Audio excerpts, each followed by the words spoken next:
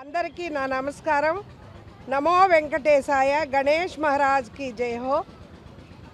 ఈ తిరుపతి పట్టణ ప్రజలందరికీ నా నమస్సుమాంజలి. నా పేరు కోట దేవకీదేవి.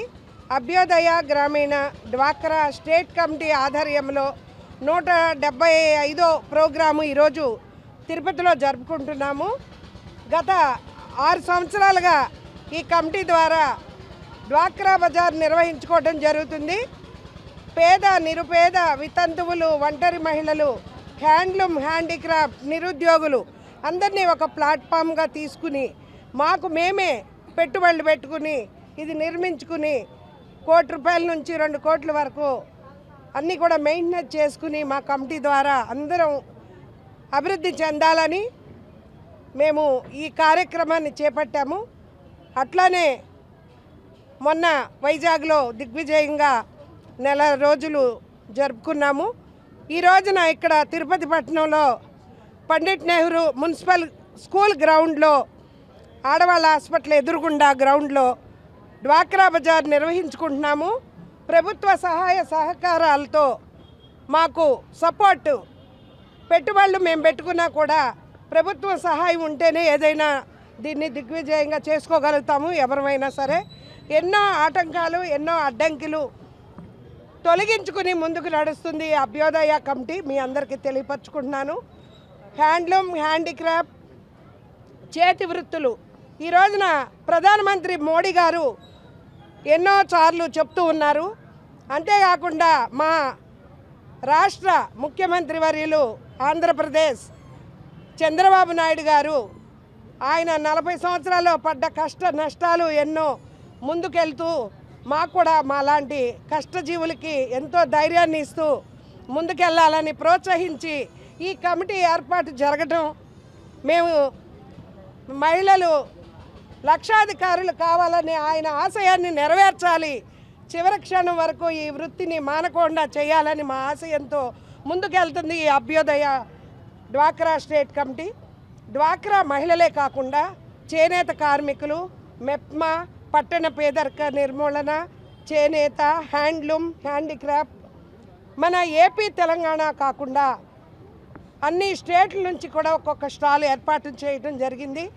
పెట్టుబడి పెడితేనే ఏదైనా ఫలితం దక్కుతుంది.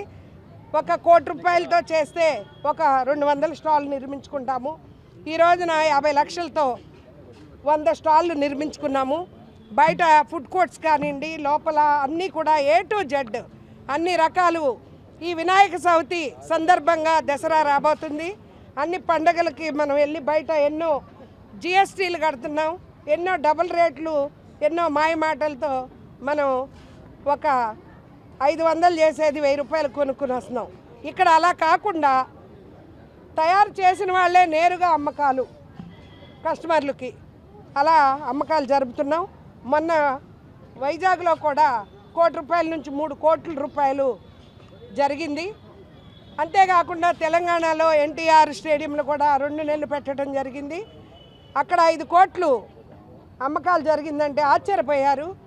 రాష్ట్ర ముఖ్యమంత్రి గారు రేవంత్ రెడ్డి గారు కూడా అభినందించి మళ్ళీ 15 రోజులు మాకు పెంచడం జరిగింది.